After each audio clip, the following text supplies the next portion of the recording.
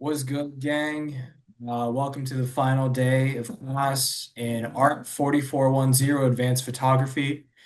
And, our dearly departed professor, Dr. Alex E.V. Abrams, going to be with us today because of his unexpected and sudden tragic passing. And, it's just tough, but the show must go on. Yes, Lacey, you're a sight for sore Um, eyes. um, now that my question was, are we still gonna have the final or is it gonna be different? Like now that Professor Abrams is dead, like are we still gonna I'm so glad you asked that, Lacey, because I feel like certain students like yourself, just like beautiful mind, beautiful body, like you guys totally know what you're doing and you understand the material. You fully grasp it. You're gonna have no problems once you get into the professional studios. I think it's totally unnecessary to take the finals, but for other students, it might be. They just don't apply themselves as much and they haven't learned a lot throughout the class. So, but if you have any more questions, Lacey, please feel free. Come and see me. I took over Professor Abrams's office. So the office hours, same time, same location, just kind of a younger person you'd be meeting up with. But anyways, to honor Professor Abrams's legacy, we're going to be taking a look at the various works that put him on the map, and also some unfinished stuff, that I want to preview, that I want to get out into the world, because it really is a shame that he passed away before we could officially publish them. So, um, you know, as you all know, this is the iconic series that really caught the attention of the tastemakers in the cultural scene at the time, the cultural milieu, you know. Um, the middle top one, I'm sure you guys recognize your favorite TA, maybe hopefully soon to be professor. I'm just joking around, but like, it's funny because at the time he was having trouble finding people connecting who connected with his work, and he told me like, hey, maybe I need a muse, and when he took that snapshot of me, he realized that his muse was right there all along. It was me. I'm his muse. So that piece is very special to me. Everyone has their favorites, but that is mine. So let's move on. Um, and as you all know, Professor Abrams, one of the greatest image makers in recent American history, but he fought a lifelong battle with obesity, and he had actually been trying to get his doctor to prescribe him. I'm sorry, it's just if his doctor had prescribed him Ozempic, I don't think he would have passed away. But anyways, so he had been trying to diet, and this picture of this empty dinner table is really meant to capture just how um, just soul crushingly empty he felt in a literal sense as well. Yes, Bill. Yeah, I wanted to ask, I've read a little bit about why he named all his photos the human condition, but so I don't know if you're here for like it was in an early class, so I don't know if you're here. Professor Abrams said that like what they did was when they started the Human Condition series, they had like an SD card and then they never reset the camera. So then it would start with like IMG underscore 0001 or whatever, and then it would just keep going up. And then the title of each thing would be whatever number it was. And like even though there's many that aren't released, the number still keeps going up. So that's why there's so many. Yes, precisely. Thank you so much, Lacey. And you guys are going to see this is a very relevant concept in the next two. This is a pair. Now, obviously, they were not taken in succession as the titles imply, but when we were looking back at them, Professor Abrams realized, hey, there's a thematic connection here. And whatever that connection is, that's up for you to decide. He didn't want me to tell anyone. So, a little fun fact. Um, and this next one, it's, he he had a really hard time at the end, you know. And as you can see, uh, those snacks of his, right? Um, let's. Let, I'm sorry.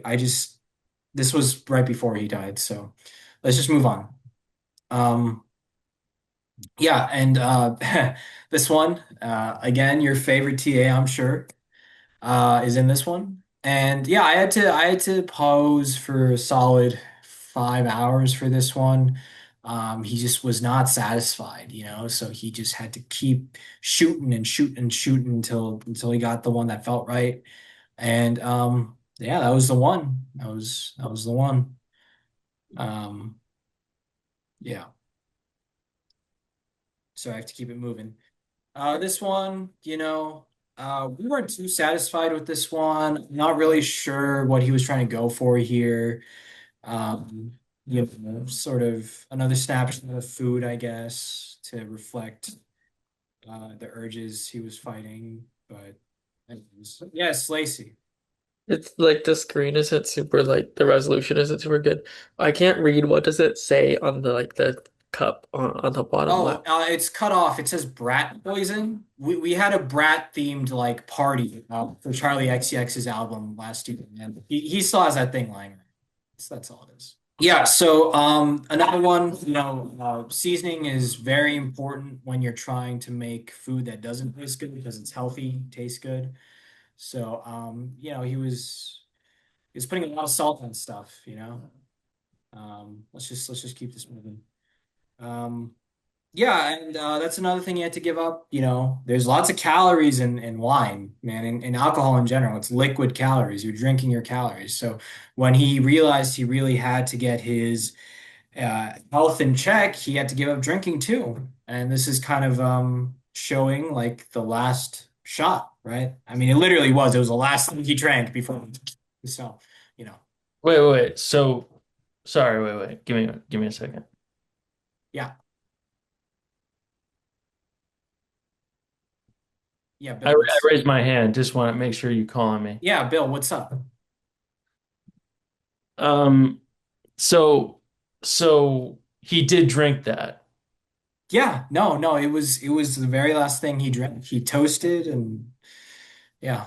but I'm pretty sure. Can you go back to the last slide for a second? Because I'm pretty sure that says rat poison, and there's like that's you putting rat poison in the shot. Oh, no. Again, my fingers kind of, you see how my fingers, you see the way I'm holding it? It's cutting off the B there. Oh, fuck, dude. Her legs are. Uh, oh shit. What's good, gang? Welcome back to class. I am so sorry for the inconvenience. I am technically not officially a professor yet. I have not taken over the course officially yet, so I don't have access to the premium version of Zoom that the other educators on campus do. Although I would say, I mean, I'm pretty much a professor already, with the way that I'm running my office hours. I'm a great shoulder to lean on. Lacey, Bill, yes. Yeah, I moved around a little because my neck was hurting.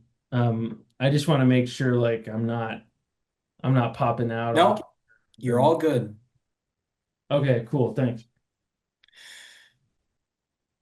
But yeah, as I was saying, I'm a great shoulder to lean on, as Lacey knows. So, Wait, okay. So let me get this clear. You said that this is the last picture that Dr. Abrams took, and then they drank the drink with the brat poison in it, that there's a picture of you putting it in, and then he died. Is let me that say this. I think it's really interesting. That's where your mind went, right? That's where your head space is at, right? Because think of it this way. Um, you know, I did watch him ingest poison, metaphorically speaking. I did watch him die every day, slowly.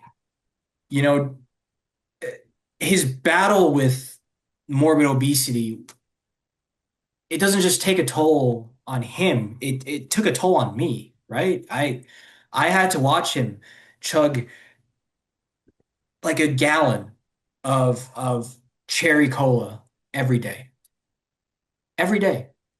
And then he would chase that down with an extra large meat lovers pizza from Domino's. Bill, Right. Well, I guess I just kind of feel like what may have happened from a cynic's point of view is that you resented him and you probably had a big fight or something and he said to you something like, you know, if I die or if I move on, like I'll try to get you this position. And, he probably told the faculty, and then rather than wait for that to happen because he was on Ozempic and trying to get skinnier, you no, no, poisoned, his doctor wouldn't prescribe him those Ozempic. Sorry, go on, Bill. I'm he sure would. you know more about the professor than I did, Bill, but go on. I'm just saying, like, maybe that's what a cynic would think from an outside perspective. Because I just kind of feel like it really looks like you put rat poison in his drink for some reason. Bill,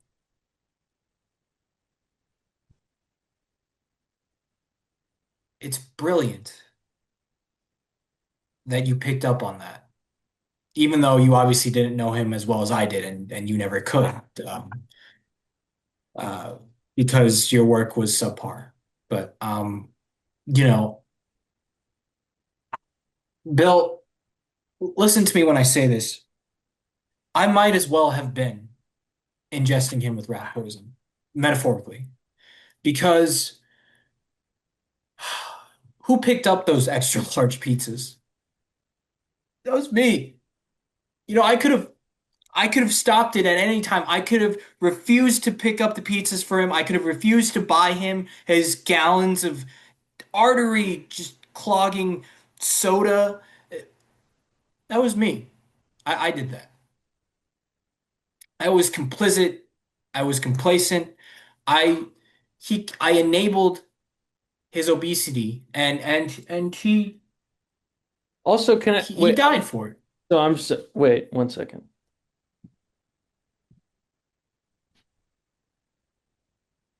Go ahead, Bill. I guess I've been wanting to say this. Like, he was not a fat man. Like the picture at the beginning of the thing, I mean, that he was in shape. I mean, And this is why it's so hard to talk about because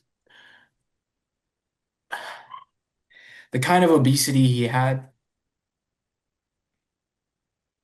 it's a silent battle. It's an invisible. He couldn't confide into it to anyone else but me. And I thought doing the right thing was was just letting him kill himself every day more and more instead of stepping in and saying no. Yeah, Bill, I mean, that was kind of ableist of you. I'm really disappointed, Bill. But people fight silent battles every day. And if there's one thing you should take away from these unfinished works of art, it's that. It the silent battle that you don't see that's going on in every person's soul and every person's mind. And sometimes they lose that battle, and that's why Dr. Abrams isn't here with us today.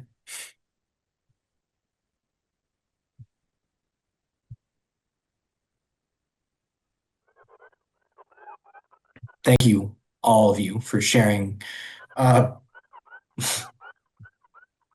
for sharing in his memory with me.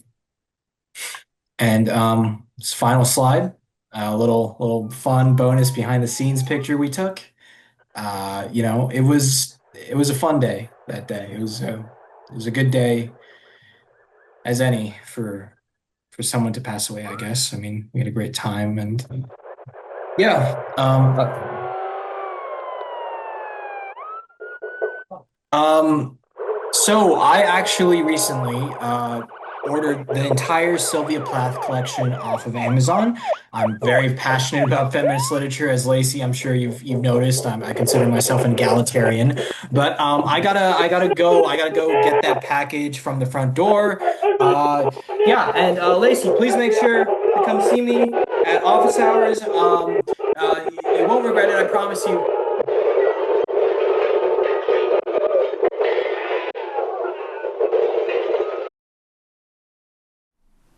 Oh, hey there! Didn't see you. Hope you all enjoyed the video. Being Alex Abrams has been a passion project for all of us, and we're really happy you got to see it.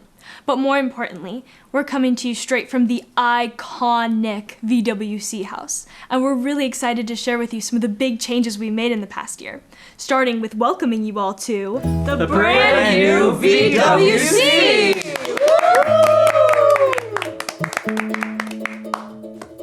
Hold up. Let's run it back, my homies. Yes, Daniel, let's. As you all know, all 4 of the original VWC members have died in mysterious and benign ways since the organization began. But what you didn't know is the founders always knew this would happen, so they planned for it. Yes, they did. They did plan for it. The very first official act of the VWC was hiring us in the event of their collective demise. So, we are all updated, demographically potent, palatable versions of the original VWC. That's right. I'm Daniel O, Chief Marketing Officer.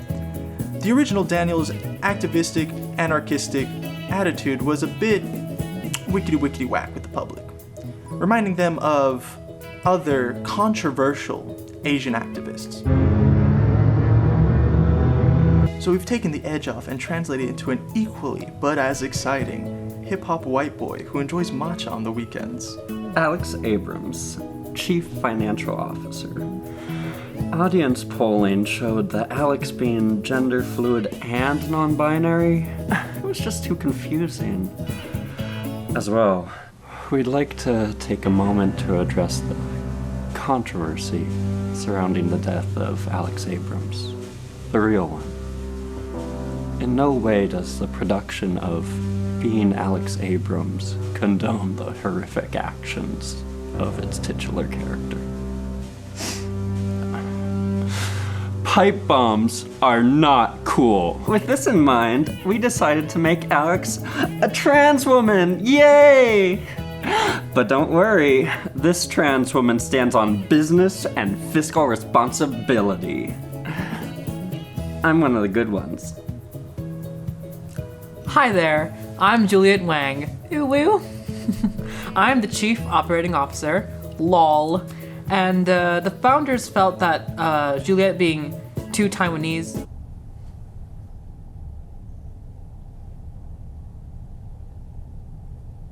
Being Chinese, a lesbian, and a cat girl was just too specific to appeal to any one market demographic. As the new Juliet, we kept the good and threw away the rest. Ooh woo, piss kink, sex object, rar.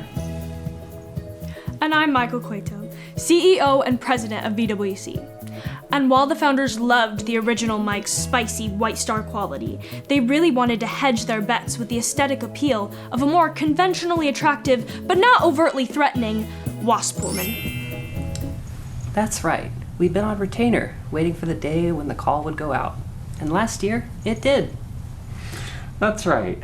We went through the contractually obligated process of changing our names to the original founders, completely erasing our original identities. But more importantly, we started working. Here's the thing, yo. Close your eyes. Think of VWC. What do you picture?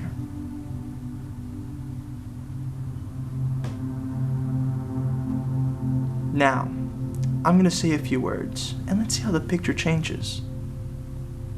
Superior. Love. Openness. Pipe bombs are not cool. Now open your eyes.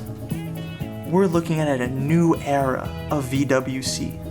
The era of slop. We looked at the original VWC What seemed like an odd smattering of short films and shitposts completed by 4 college students with few friends, few responsibilities, and not a marketable skill between them was actually something brilliant.